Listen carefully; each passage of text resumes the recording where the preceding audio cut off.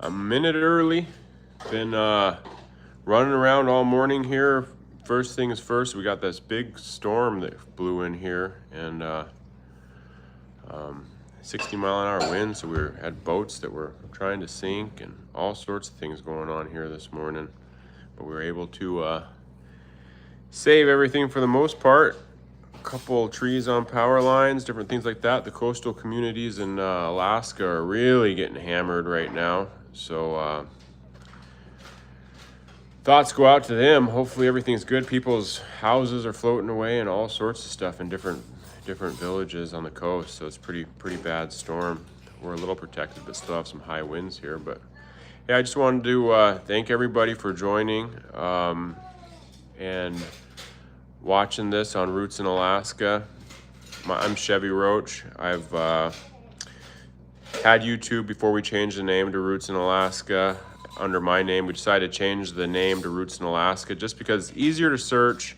It's kind of our brand. We're rooted in Alaska. Santa and I, my wife, our family, we've been here for generations. Santa's family has been here forever and ever. So just wanted to change the name to something that's a little bit more searchable. And Roots in Alaska, I mean, we've been here.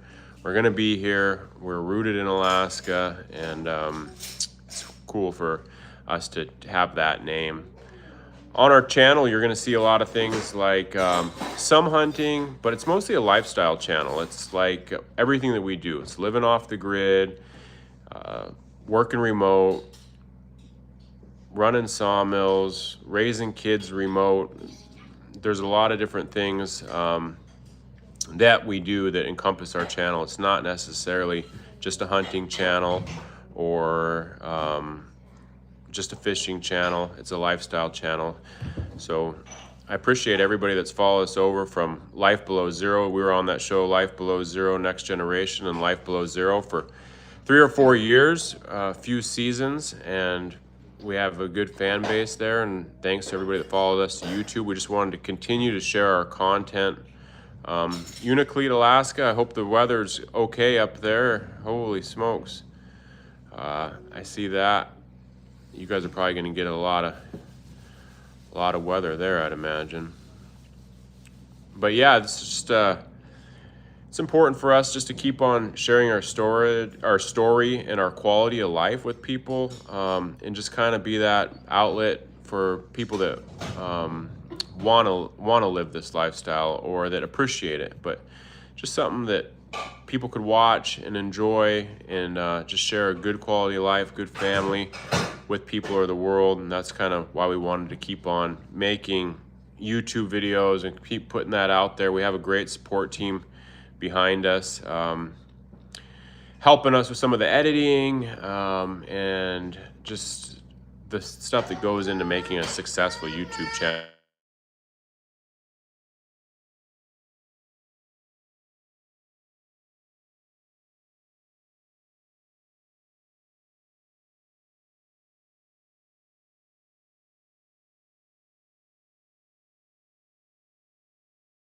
I'm unfrozen now.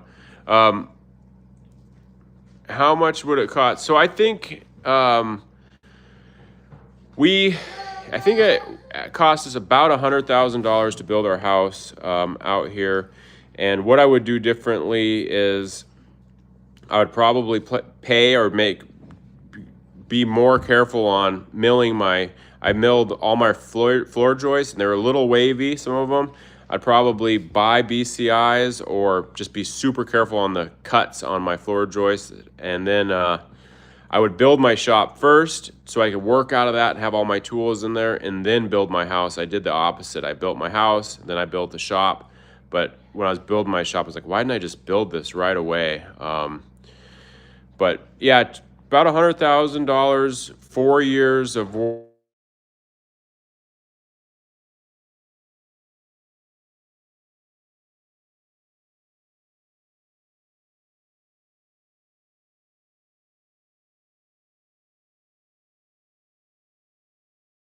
Other people's homes can cost 600, 400, or 600.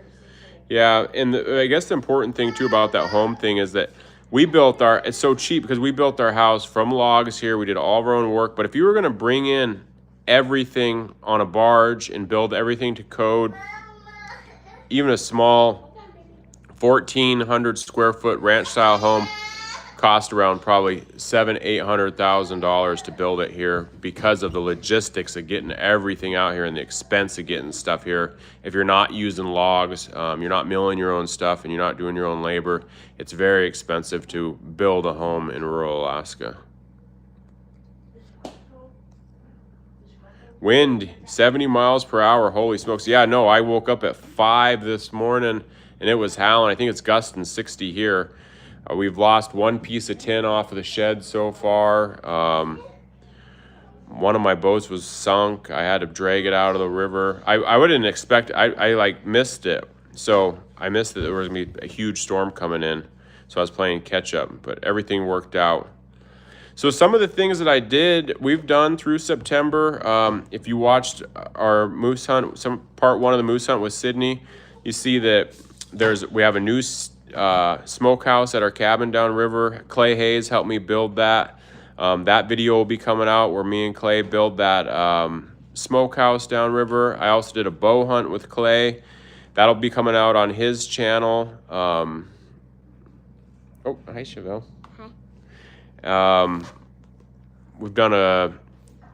We have all sorts of things going on here all the time. Processing moose meat, little grouse hunt with the kids. So we're just constantly getting footage, and then it just takes a while to edit it and get it out to you guys. So those are the things that we've been doing, and we'll just continue to be putting out stuff that we do normally throughout the seasons.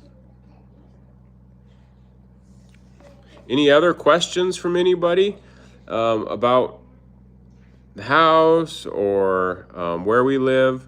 You know, this fly-in only. It's a small village in rural Alaska. Hello from Austin, Texas. Thank you, Donna Ford, for enjoying the show.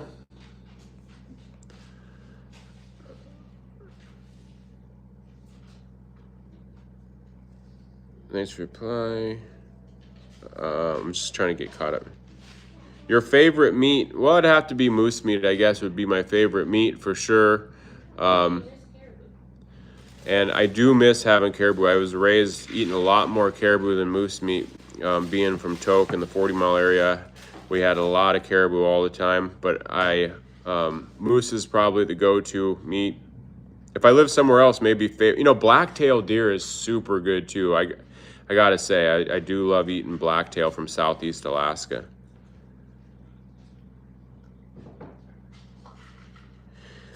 I'm in the marching band. I play cymbals. Music's cool. Trying to get Ryder to do some music. Are you fighting polar bears? I haven't done that recently. It's on my not to-do list ever in my life, so I hope I don't ever have to do that. We don't have any of them around here. Only interior grizzlies for the most part. Somebody donated $50, I think. But I don't know. That's what it says. How much meat do you need for your family for 1 year? So I'd say 2 moose and probably 50 to 75 salmon, and then sprinkle in, 20, 30 geese and different things like that. That usually gets us through the year, but definitely 2 moose. Each moose, anywhere from 500 to 700 pounds of meat off of those moose. So 1,000 pounds, 1,200 pounds of red meat, and 500 pounds of fish type of deal gets us through the year. Patrick Fox, nice to see you. Mr. Fox. Hello from Sweden. Wow, Sweden, how you doing? Hope everything's well over there. Thanks for tuning in.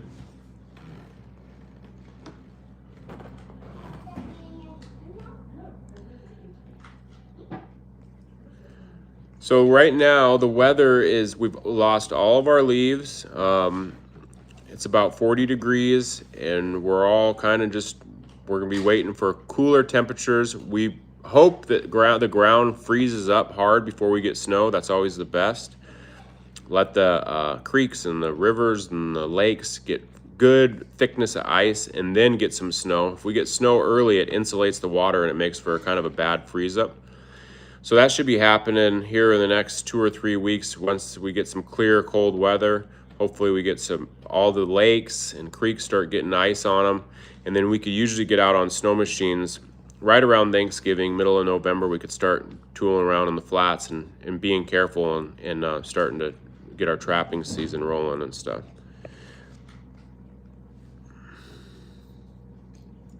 Four Wakes, hi. Hello to you too. Greetings from the north coast of Scotland. Burr, it's getting cold. Yes, it's getting cold here. It feels like Scotland weather we've had the last couple days. Just sideways rain and 40 degrees. Do you have to pay taxes for hunting your meat? No, no taxes. We're lucky there. It's expensive to live here, but we don't have any type of taxes. It's 81 in Mississippi. That's warm. Nice day. I'm just watching the trees bend over outside. It's still blowing probably 40. One of the other things I've done, and I was just on the phone with a guy right up until the moment I'm trying to get my new solar system up and running. I got new solar panels, a new inverter, a new generator, and new off-the-grid batteries. And I'm trying to get my generator to get power to my battery. So I'm figuring all that out. It's just a lot of trial and error, testing stuff out. But I'm working with RES out of Fairbanks, Alaska, who's able to give me that tech support. So I'll get right back on that as soon as this live's over. I'll start troubleshooting that, and hopefully we can get that generator charging my batteries. Gaining, it was a lot of work, probably a week's worth of work to get everything changed over. I got a 12K generator in there now, and roughly 5,500 watts of solar coming in. So hoping to not have to run the diesel generator as much this year and save money on diesel. We have 2 big Discovery Helios batteries in there, and those are should hold about 32,000 watts of energy.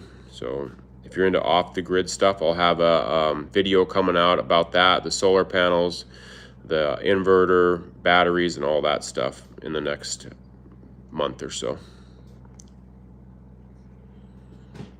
6 weeks.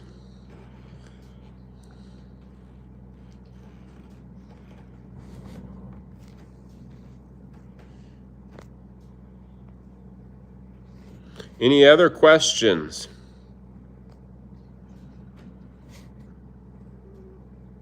Hi, William.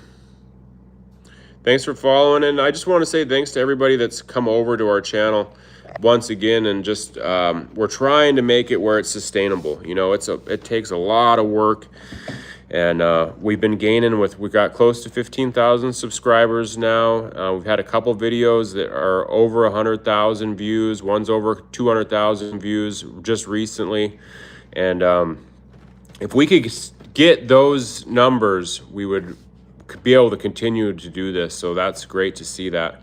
Energy solar beneficial, but why is there so much backlash for having it in the USA? Trump says it's not useful. Yeah, I don't know. Geez, renewable energy and solar is beneficial, but why? I have no idea, you know, the politics of it. I know that it is tough. I see both sides of it as far as the batteries and all that kind of thing. Don't talk about Trump and Yeah.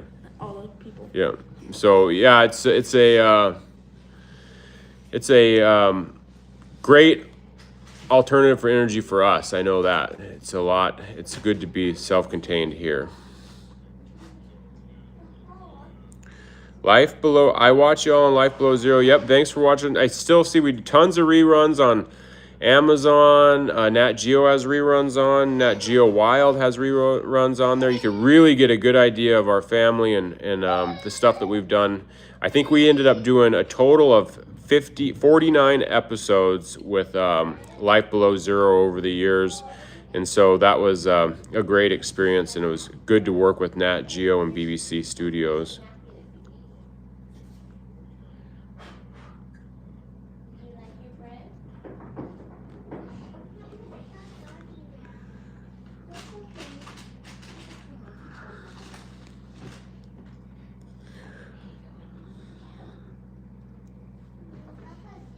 Hi, Chrissy. Any other questions? Anything else that I'm not covering? I got my assistant right here. My masked man. People ask about Ryder sometimes, why he's not on videos, why he... Oh, there he is. There's a guest appearance. He just doesn't like cameras all the time, so we don't force it. Try not to force it. But he's in the background helping me out with a lot of different things.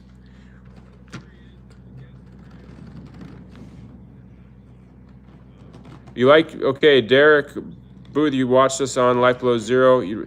Yeah, it's nice with the YouTube. You can let stuff breathe, you know. You got a lot more time. Of course, you're in control of the editing, and you could just dig into some of the small things that Life Below Zero would have to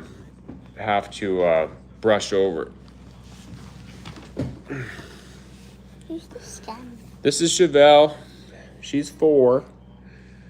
She helps with a lot of things too. She likes going outside and going on walks and going on boats and going to the green cabin and all sorts of things.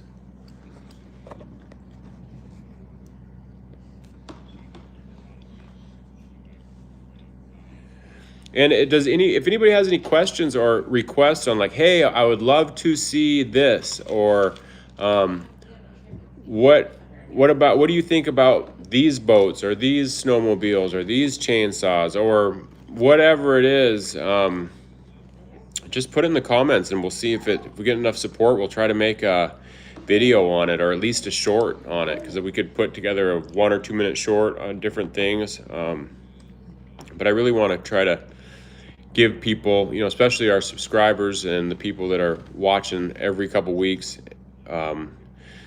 give them stuff that they want to see.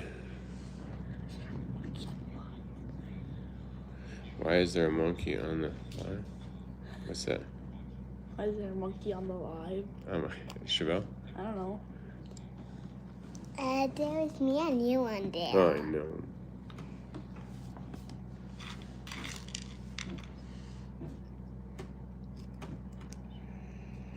Trapping content and what? Yeah, so trapping content, it's a hard thing to kind of, it's a hard thing to film a little bit, you know.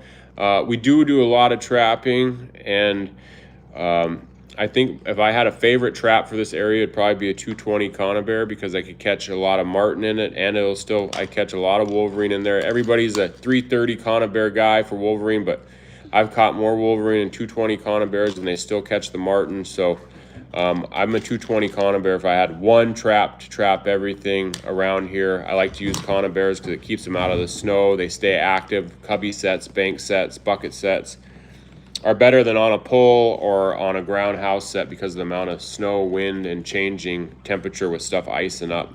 So I prefer a conibear over a leg hold.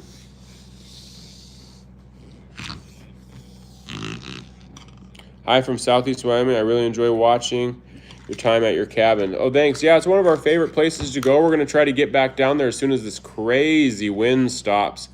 Maybe next weekend we'll spend our last weekend down there and do a little bit of stuff. Jarrett Simone, you left the auxiliary in on my boat and my battery was dead, just so you know. Mr. Thumbs Up. Appreciate you watching. Just got done putting a new battery in the boat.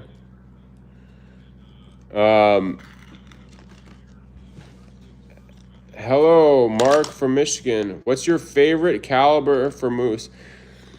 My favorite, it'd have to be a 375 H&H right now is my favorite for this area, because it's just they don't kick real bad. They shoot a big bullet. They don't damage much meat.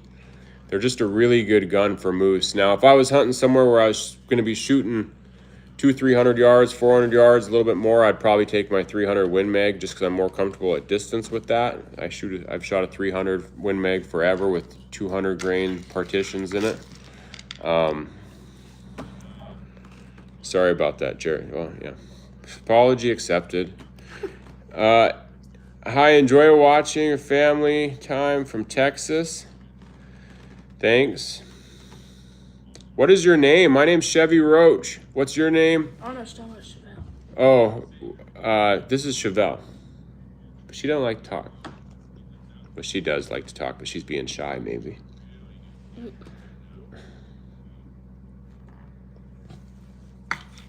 I'm eating my food. Oh, having a snack.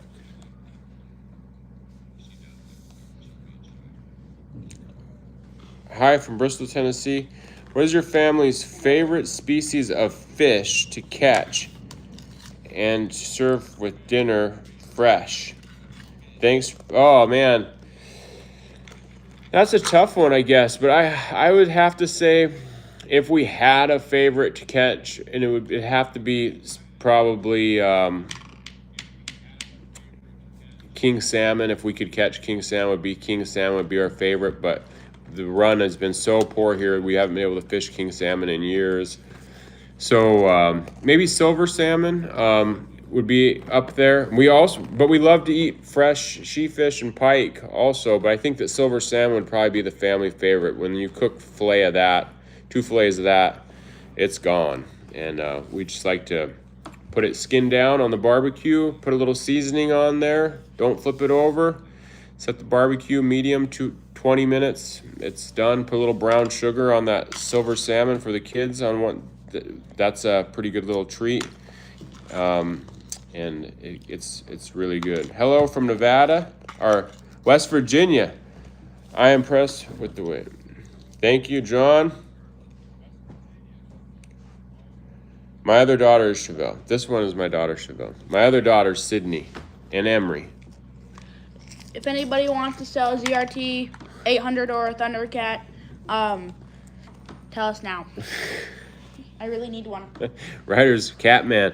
He needs an old. He wants a triple ZRT 800 or 680 pipes for Polaris. or 680 pipes for Polaris. Triple. Getting his plugs in there. The important things. Snow machine. He's just out there waiting for snow every day. Hi there from Missouri. Hello, Missouri. I spent a little bit of time in Branson, kicking around with my cousin when I was 17, 18 years old.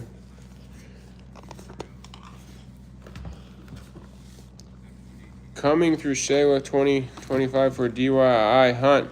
How is your water level on the rivers? Water level is high. Most of the time, you're talking about 12 to 20 feet of water. It's all prop boats. Pretty big water down this way. Mud bottoms. Don't have to worry about hitting anything. On our side, on the Anoco side, there's some sandbars or gravel bars on the Yukon side you got to watch out for sure. But once you get on the Anoco, it's muddy.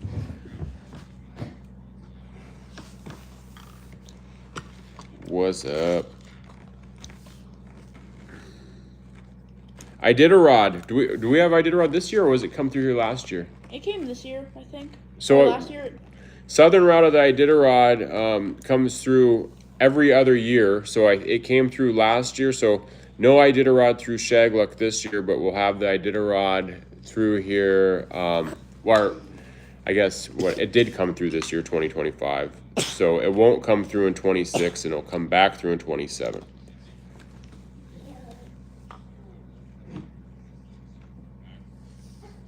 Oh, the Iditarod River. Yeah, no, same thing. Deep water. Really deep water. It's the delta there, it's, there's no dry land up there hardly. It just runs right into the brush until you get way back up in the Iditarod, over 100 miles. Then you start getting into some higher ground.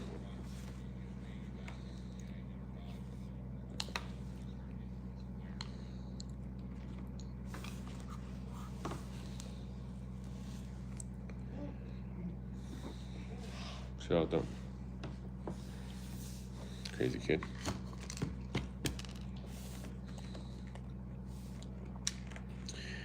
Any other questions or anything coming up? Well, I think that's a pretty good overview. You could send me a message. You could follow me on Instagram or Facebook. Roach Family. Life Below Zero. If you want an address, or you want anything, or you want to help out with anything, or you want to send a GoPro or batteries, or whatever it is to help out the channel, you could just direct message me on Facebook or Instagram, and I'll let you know what's up.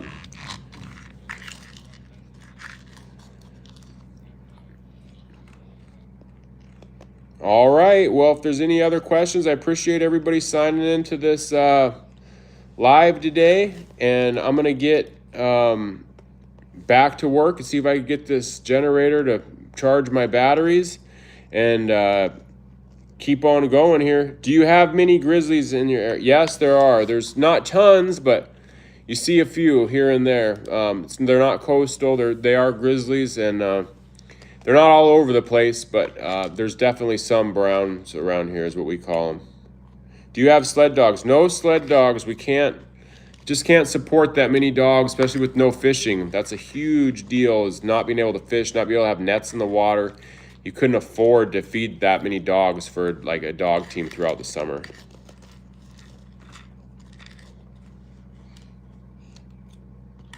It's my birthday. Happy birthday. Okay, thinking about it. Yeah. If you have the food source, dogs are great. I think it's really that if you have dogs, that's what you do. I mean, they take up time. You got to it's not something that you do half-heartedly. You got to really be committed to your dogs, and if you're going to do it, that's what you're going to do is run dogs, and I'm just not ready for that type of don't think I'd ever want that type of commitment, especially with 5 kids, but for the right people, it might be great, but the food source is huge. You got to be able to feed them, and to be able to feed them for cheap is key. Can I have a shout out? Negro. Funny.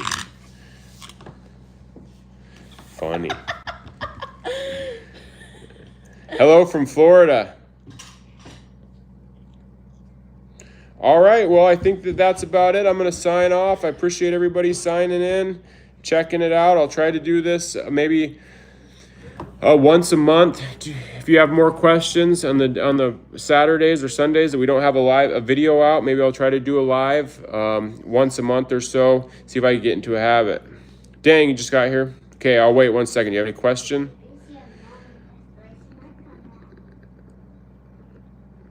Gotcha. Yeah, you did.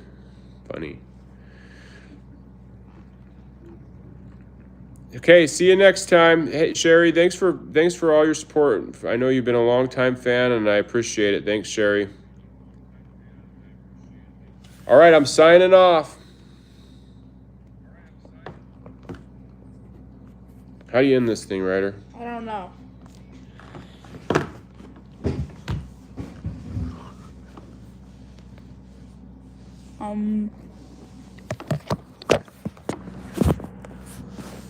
Just running.